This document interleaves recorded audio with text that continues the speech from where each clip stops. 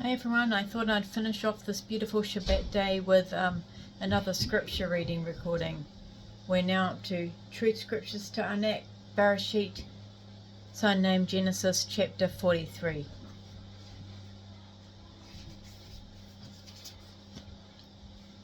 There we go. Now the famine was still severe in the land.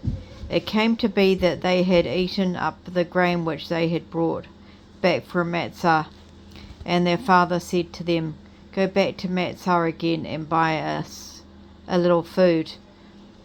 But Yehudah spoke to him, saying, "The man vehemently warned us, saying, You do not see my face unless..." One moment.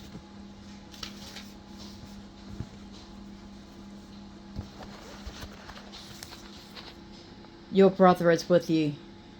If you send our brother with us, we will go back down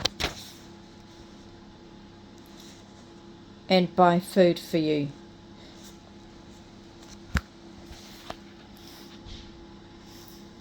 But if you will not send him, we will not go down there. For the man said to us, You do not see my face unless your brother is with you." Then Yisrael said, "Why did you bring this evil to me by telling the man you had another brother?" They said, "The man questioned us very closely about ourselves and our family, asking, 'Is your father still alive? Do you have another brother?' And we answered him based on the tone of his words.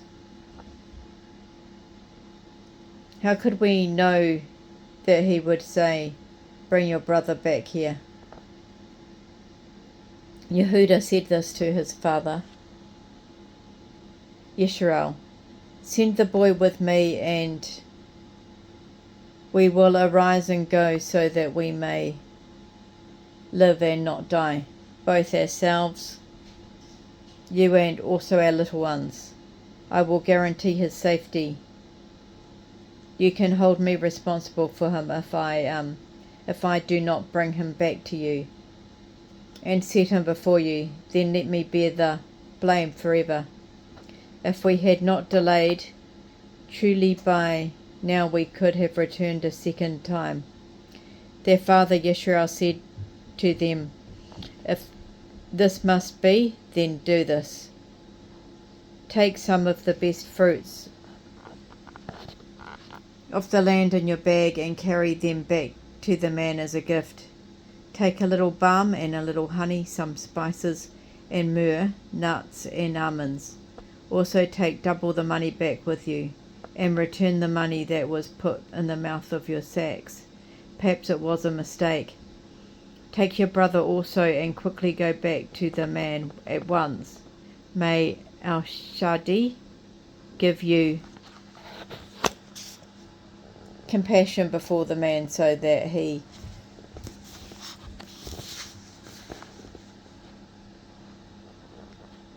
may release your other brother, and Benjamin to you.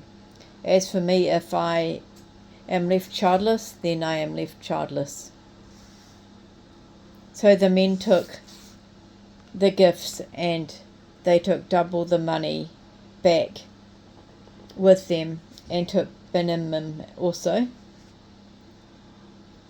They left and went back down to Matzah, and they stood before Yusuf.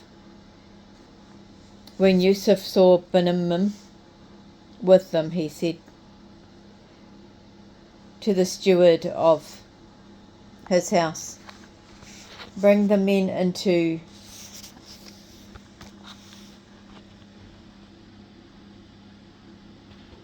the house, slaughter an animal, and prepare a meal for the men.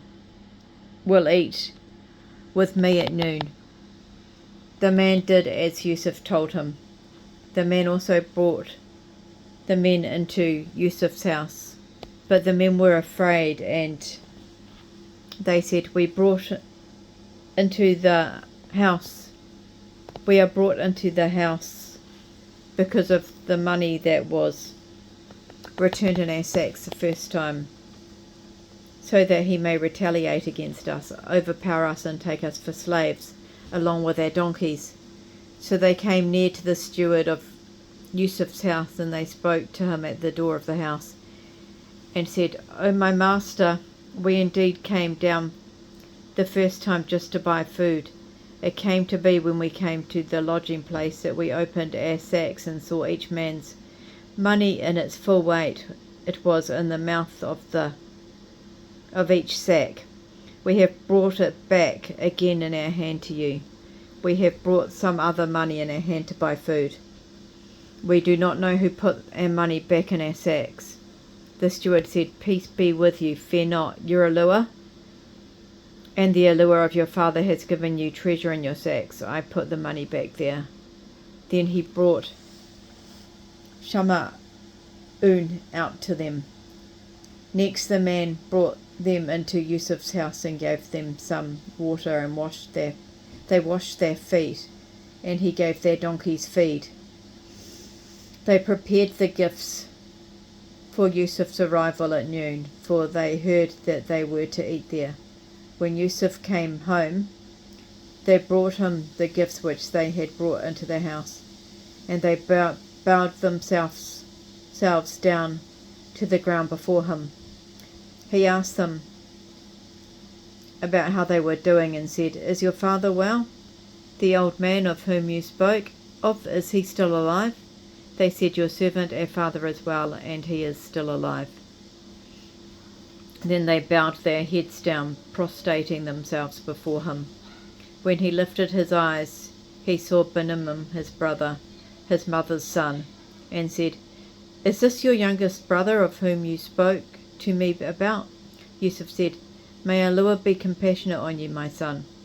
Yusuf hurried, for his emotions were deeply moved towards his brother, and he looked for a place to cry. He went into his chamber, and he cried there.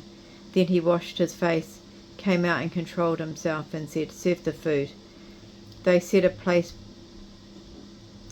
a place by himself, and for them by themselves, and for the Matzarim who ate with him by themselves, because the Matzarim could not eat food with the Abarim, for that is considered an abomination to the Matzarim. They sat before him according to their ages, from the firstborn to the youngest, according to his age. The men looked at each other in astonishment. He had served them before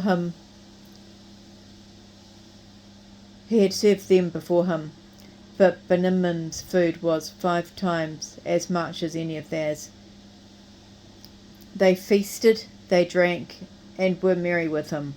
Yusuf commanded the steward of his house, saying, "Fill the men's sacks with food, as much as they can carry, and also put every man's money back in the mouth of his sack. Put my silver cup in the mouth of the sack of the youngest one, along with money for his grain." The steward did as Yusuf had told him to do. As soon as the morning dawned, the men were sent away along with their donkeys.